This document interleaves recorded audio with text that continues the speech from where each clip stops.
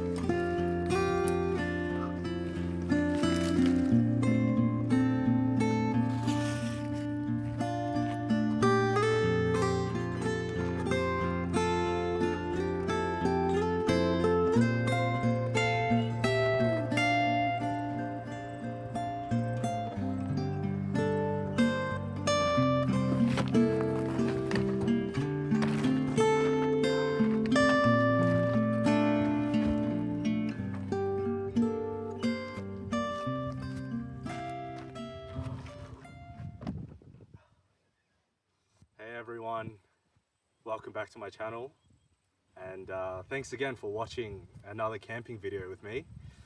Yeah, this is my second outro.